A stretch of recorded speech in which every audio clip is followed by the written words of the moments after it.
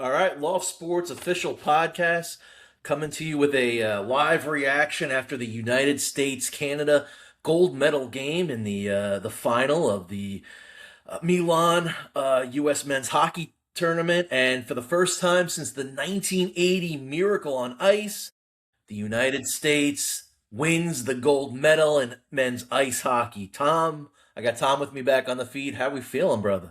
Feeling great, man. What a game. Absolutely phenomenal game. Hughes wins it for the U.S. at 1 minute and 49 seconds into overtime, beating Jordan Binnington by a score of 2-1. Really, in a game that was, for the most part, really dominated by Canada. Connor Hellebuck, though, the goalie for the Winnipeg Jets, the main goalie for Team USA, he kept them in the game really from the second period on when Canada really put forth a monstrous effort to try to tie the game when the U.S. was up 1-0. We'll do a period by period breakdown. We'll run through the recap. But Tom, just overall thoughts on the game and all. Yeah, I mean, I thought Canada played really well. The two penalties the U.S. took, I think, swung the game. I thought the U.S. played a really good first period. Mm-hmm. I thought it was even in the second period until that back-to-back penalties by the U.S. After that 5-on-3, it really felt like Canada took over. And the talk was about the Canadian superstars, right? Like having the ability to have players like McDavid or Celebrini or McKinnon. And what Canada did over the course of this game was really move them around.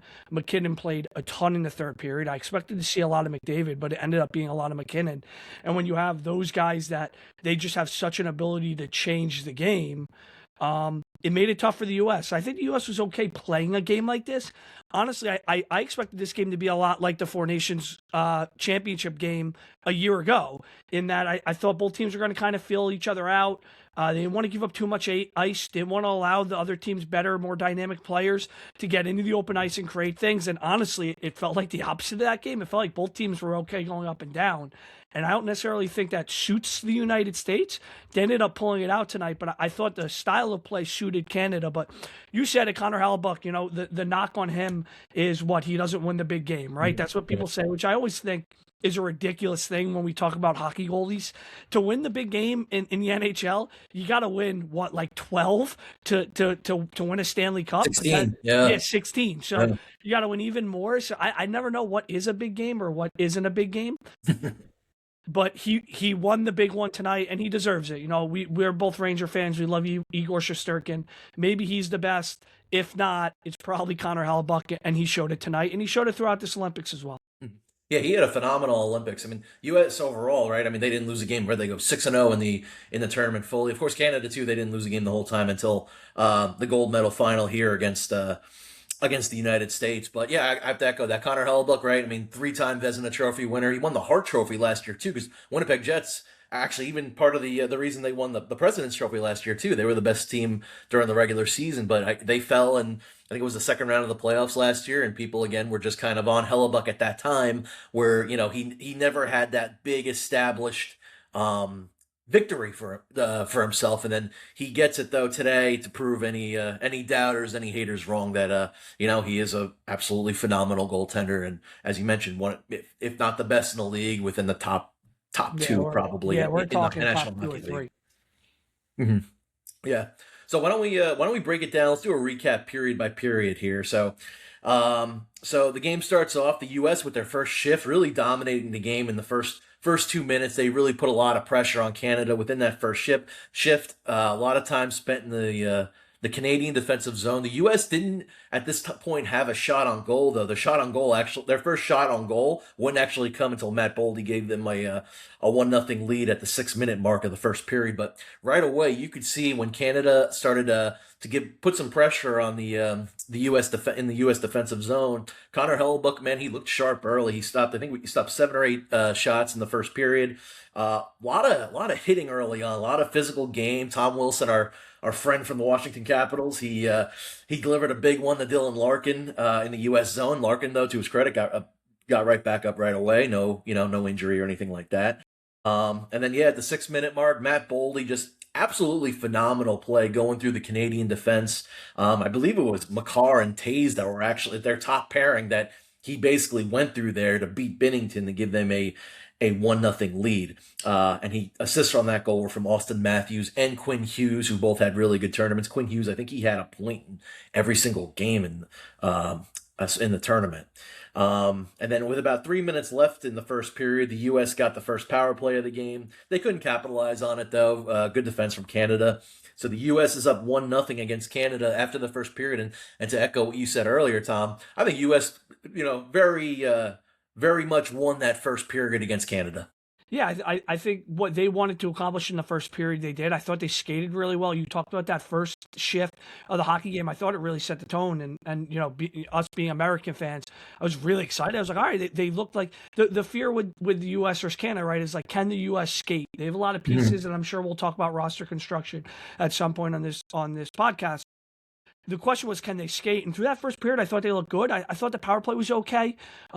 They generated a couple chances from that. But again, you get out of the period 1-0. The big thing to me was they really limited Canada's chances in the first period. They didn't give up a lot of big chances. They played the game probably at the pace they wanted to play. And you're going into the first intermission saying, all right, you're 40 minutes away. If you can find a second, really put Canada under pressure, you feel good about where you are heading into that second period.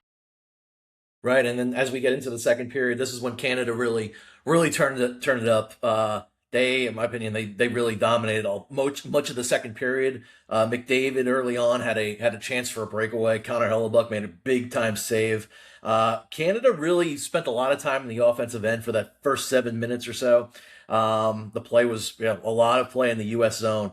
Nelson had a chance off a giveaway, but Binghamton, Binghamton made a big save. Hellebuck stops McDavid on the breakaway. Canada ended up getting the first power play, and here's what we'll get into it here. Canada gets their first power play after Gensel takes a penalty, and then 27 seconds into that penalty, the U.S. take another penalty. This time, Charlie McAvoy for a hooking, and then Canada all of a sudden looking at a 5-on-3 here, and U.S. is in a lot of trouble here.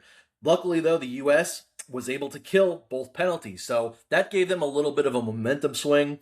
And then really the remainder of the period, Canada, again, really put some pressure on the U.S., but again, as we were saying, Hellebuck, absolutely terrific in this game. It wasn't until about 2 minutes left Cale Makar scores to make it 1-1 on a perfect shot to beat Hellebuck. He was set up by his defense partner, Devon Tays, and Hellebuck was beat, and that would be the only shot that did beat Hellebuck. And then at about the 8-second mark, Faber rung one off the post for the United States. It was actually a double post. So then it was 1-1 after the second period. Tom, I know you felt that U.S. played a lot better than maybe some guys were saying in the second period. Wanted to hear your second period thoughts. Again, like I think sometimes you're getting forechecked, you're getting trapped in your own zone, but are you giving up a lot of quality chances? And I really thought up until they took the two penalties, the U.S. didn't give up a lot of chances. Yes, Canada was cranking up the pressure a little bit. Finland kind of talked about that after their game, where it's like, once Canada gets you on their forecheck, it's really difficult. But I think the U.S. with a 1-0 lead were okay with that. They were denying real clean looks for Canada. There were bodies in front of the net. They were taking away shooting lanes. I think they were content with it. And then really the two penalties really swung the game. That brought momentum, and we have to give the U.S. penalty kill a ton of credit. We'll talk about their kill in the third period. They killed two here. They were perfect through the Olympics, which is unbelievable. Guys like Vinny Trocheck, JT Miller, Brock Faber, guys like that who or Brock Nelson, who weren't necessarily the favorite picks, were brought for those types of roles, and they did it. But yeah, the game changed. The goal that Canada scored was really well. Was a really nice goal. Excuse me. NBC broke it down. Eddie Olchuk did a great job breaking it down, how they created the space. I kind of wish the U.S. I don't remember who it was, what defenseman it was, but they help off on Makar to help on Tays. And I would have rather them just stay on Makar, but they got one of their, dynamic players in space. And as you said, it's a shot that no goalie in the world is saving. And then after that, you could feel the momentum swinging. Everything started to change. It was kind of like, can the U.S. get out of that period? Yeah, the U.S. had that chance late, but other than that, they didn't create many chances in the second period. So they get out of there 1-1. And now you're like, this is going to be a really tough period for the Americans.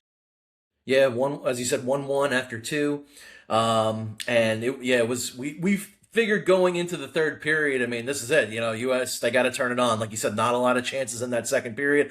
Who from the United States is going to step up here and make a big play? So, entering the third period right away, you know, Mike Sullivan changed up the lines a little bit. He moved Dylan Larkin up to the Eichel and Brady Kachuk line. He moved down Matt Kachuk. And nearly a minute 30 in, Canada nearly gets another goal. Hellebuck, though, again, phenomenal save on Devontae's in front of the net. And then he actually later on, about a minute later, Hellebuck stopped Celebrini on a breakaway. Canada only 5 minutes into the third, they had two big time chances in front to take the lead in the game. There was another spot where Nathan MacKinnon completely missed a wide open net. He should have had it. He ended up hitting the side of the net. And then on the other end, U.S. races down the ice. Vinny Trocheck, Tage Thompson, they both had a chance out in front of Jordan Binnington to possibly take the lead. They just weren't able to capitalize at that point. There was also a really big moment in this game. I think it's going to be talked about. The U.S. did get away with a too many men on the ice penalty that was not called. I feel like in a standard regular game, the referees would have called that. But we're talking about the gold medal game here, 1-1. I see why the referees didn't call it, but I wouldn't be surprised if that's something that Canada would bring up, as maybe an excuse as to why they may have lost the game. Again, though, there was another chance where Canada had a swarm in front of the net, but again, Connor Hellebuck did a fantastic job keeping it a tie game at 1. As we get later into the third period, Sam Bennett high sticks Jack Hughes, ends up with a 4-minute double minor penalty as he drew blood on Hughes. But Canada, give them a lot of credit. They killed the penalty up into a specific point because then Jack Hughes actually took a high sticking penalty of his own. So we have basically what happened was there was a 4-on-4 for 49 seconds. The 49 seconds go, and then Canada has a minute and 10-second power play against the United States. The U.S., as you mentioned earlier, phenomenal penalty kill all tournament. So they kill the penalty. And again, after that, Canada had a few chances, specifically Macklin Celebrini. He had a couple chances to break the tie, but the third period ends, and it's United States 1, Canada 1, as we head into overtime. Tom, any overall thoughts on the third period from you? Yeah, you mentioned the line changes. I thought Mike Sullivan coached a really good hockey game Mm-hmm. today. He tried, and so did Cooper, so did John Cooper from Canada. Both of them were mixing and matching lines. I fully expected Connor McDavid. I tweeted this to play like 13 of the 20 minutes in the third period, and it wasn't. It was MacKinnon. MacKinnon played a lot, and he got moved around a lot. And the U.S. mixed and matched things too. I thought Jack Hughes was really good. The penalty was unfortunate. He was out there, he got caught on a long shift on that power play where he was trying to make something happen, and I don't really want to fault him for that. And then he got caught on the ice for too long and took that penalty. But The puck took a kind of a fluky bounce too, the way yep, it bounced up off the ice. Mm-hmm. yep. And then this will be the Connor Hellebuck period. I mean, you mentioned it. He made the paddle save, which is like the save we'll see for the rest of our lives. Mm-hmm. He makes the save on the Macklin Celebrini breakaway. Connor McDavid on the last power play got the puck in the slot, I think twice, like eerily reminiscent to the Four Nation finals where he got the puck. I don't know if he just missed the net or if the puck was saved, but he had chances late in the period. As you mentioned, Nathan MacKinnon missed a wide open net. I mean, something that was talked about and something that Canadian fans wanted to remind American fans is that they had the superstars. Right. They had the game changers. They had the dynamic players. And the fact of the matter is, Canada did. And those guys didn't deliver today. It's not to take anything away from them as players. They delivered all Olympics for this team. But Macklin Celebrini had chances. He ain't score. Connor McDavid, this was probably the best the U.S. has played him in the last 3 times they've played him. Hellebuck had a nice poke check on him on a play late in the third period as well. So they really kept him under control. And despite Nick MacKinnon probably being one of their best players, he had those chances late where he just didn't score that open net. And I think he might add 1 or 2 other chances as well. I mean, the U.S. got dominated in this third period. And then we go to 3-on-3 overtime, which you'll talk about in a little bit. And as a U.S. fan, I don't know about you, Finn, not loving it. I mean, you look at some of these guys for Canada that can skate and create things in the open ice, and now they're going to have a lot of space to work. And the U.S. looked tired. They didn't look the same. as they did in that first period, but you know, they found a way. But I'll let you get to the summary. Yeah, we'll break down the summary. We can also maybe even talk about if we feel like, 3-on-3 overtime in the gold medal game of the Olympics makes sense to do, really. I'm not gonna We can touch on we that can we now. can we can touch on that a little bit there because I personally feel like it is a little ridiculous to do that for the not even just for the gold medal game, but really as you advance past the group stage. We're on the same. I'll touch on that once you Yeah. summarize it. We're on the same page then. So we'll give it a little overtime summary. So as Tom just mentioned, right, 3-on-3 for 20 minutes is what's scheduled here. Remember, big Hughes. So basically, what ended up happening is Hellebuck stops McKinnon on one end. Jack Hughes then rushes up and down the ice. There was a deflection. The puck went off into a little crazy angle, and the U.S. actually ended up in like a 3-on-1 situation. And then a minute 49 into overtime, Jack Hughes beats Jordan Binnington, and for the first time since 1980, as I said, the Miracle on Ice, the U.S. wins the gold medal. So revenge from the Four Nations game from last year. The U.S. wins by a score of 2-1, and I think this is actually the U.S.'s first time beating Canada in for a gold medal. Right? They lost 3-2. What was it, 8 years ago? Overtime in Yeah, 2010. in overtime in 2010, and then That one Canada hurt. beat them earlier too. I think it was like 5-2. They kind of beat them pretty good in that game. But yeah, U.S. was able to win for the first time since 1980. And then, yeah, like I said, Canada, of course, right, like I said earlier about that too many men on the ice, which should have been a penalty in my eyes against the United States. I'm sure a lot of Canadian fans might also complain, kind of like how we were just talking about the 3-on-3 for 20 minutes, and how. But again, you would think, as you mentioned, Canada's got the skilled players, so you would think like if you got McDavid, you got Celebrini, you got Nathan McKinnon, you got those guys on the ice, they should be able to beat any three that the U.S. can put out there to match up against them if they were to play all together. So, but yeah, U.S. wins, and then they just handed off the gold medal to I just saw to the U.S. All the gold medals were handed out, and of course, I also think it's a little ridiculous too, making the Canadian players just stand there for the silver medals. I mean, those guys don't want to be there, standing to receive silver. I get it, like you announce your name and everything, and it's still a cool achievement, but the fact that you didn't win gold there, that's extremely disappointing. So. Yeah, that silver medal will be off my neck really quick. But Yeah, that's, exactly. Right. it's nothing to frown about. I mean, I know for Canada it feels like a failure to win any medal in the Olympics is unbelievable. A Mhm. lot of time and effort goes in, but yeah, yeah. You mentioned what I was going to touch on, which is if any Canadian fan wants to complain about penalties, if you're going into overtime as a Canadian fan, you have to feel great. You could roll McDavid, Celebrini, McKinnon with a pair for every other shift if you Mhm. really wanted to. And that doesn't we haven't even mentioned Cale Makar, Yeah. who is just as good as a skater as those guys. But ultimately in the overtime, it was Makar that goes in and tries to pinch. He gets caught. It gives the US the ability to kind of like dump a weird puck in. And the US had two guys around the puck, which kind of forced Canada to flood towards the puck. I don't know who the defenseman was on Canada, but it was the defenseman, and then whoever they were retreating forward was, and Zach Rowensky picks up the puck and he finds Hughes, who's coming on late. An unbelievable shot, like a spot only he could put it. And yeah, I mean, I texted a friend after the game and I was like, the only two who I felt could skate with the U.S., with Canada 3-on-3 in overtime were Hughes and Eichel. And sure enough, it was Hughes. And good for Jack Hughes. I mean, we're Ranger fans. I don't necessarily love him 95% of the time. Mhm. But it's been a really rough year for him. It's been a rough couple years for him now. He's banged up a lot the last 2 years. He didn't Mhm. play great in the Four Nations. I thought he was good for the U.S. tonight. I thought he was one of their better players. I think Mike Sullivan agreed, which is why when the line shifted in the third period, he played a bit more. He draws that penalty and then takes one.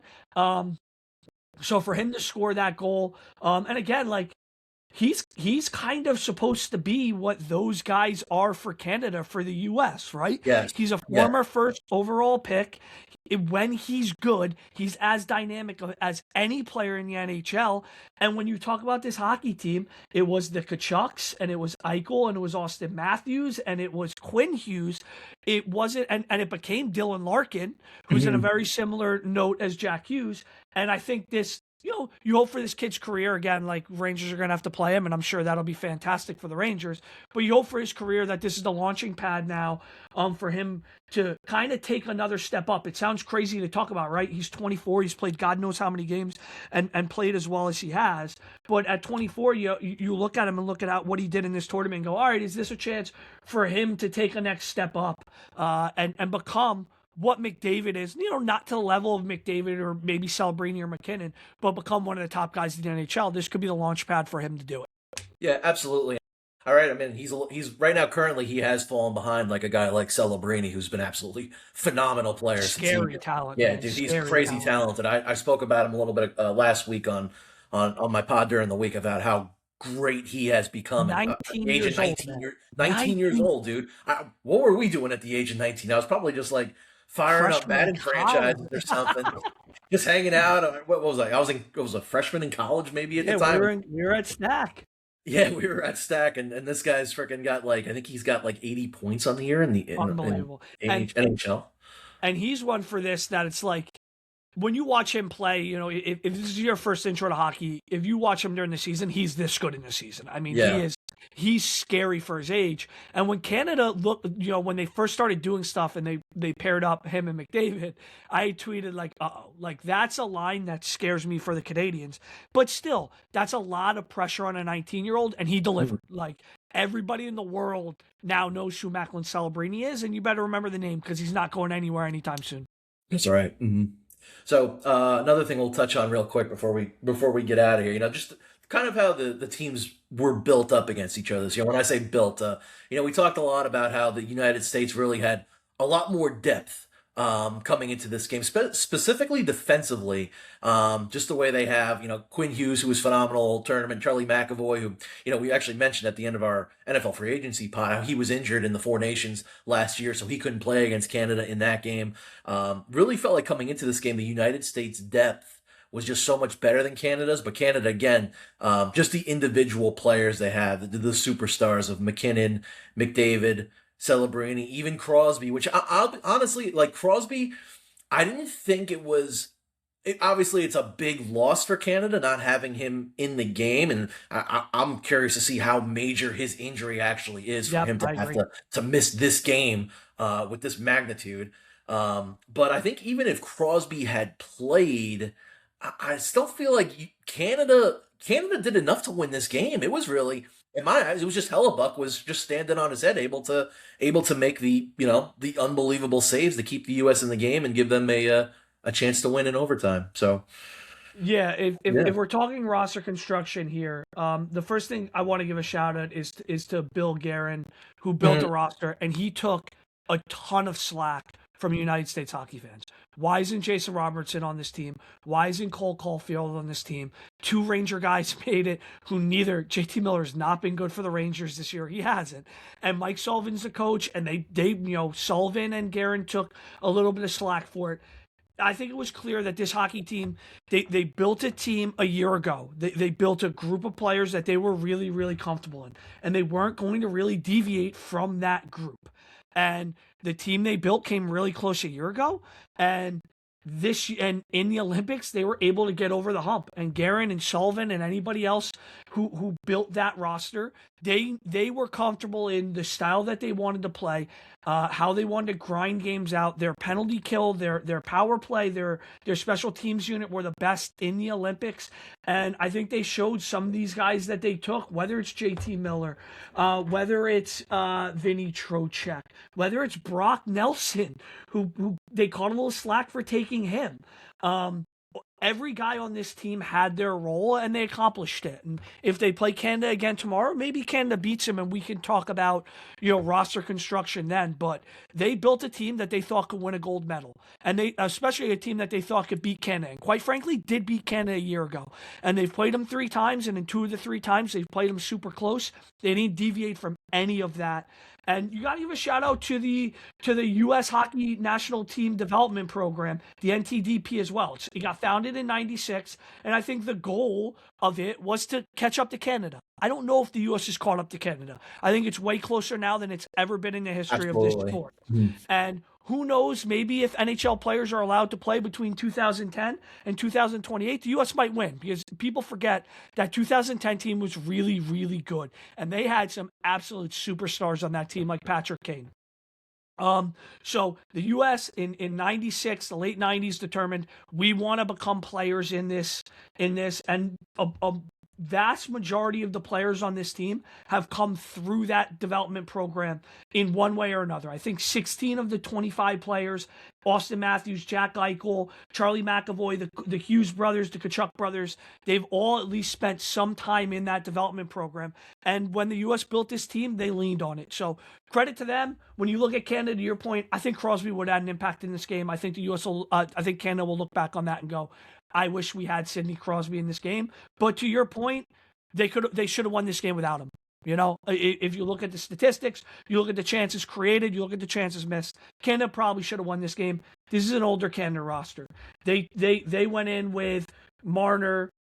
They went in with guys like Mitch Marner, Crosby, Brad Marchand, Drew Doughty, Mark Stone, like older guys. Even McKinnon's 30. Like they went in with guys on this team that it was maybe not a last hurrah for them, but you're going to see a way different looking Canada team in whatever it is. If it's the next Four Nations they do or the Olympics, this was a last hurrah. And now I think you're going to see, and listen, there is some really good young talent in Canada.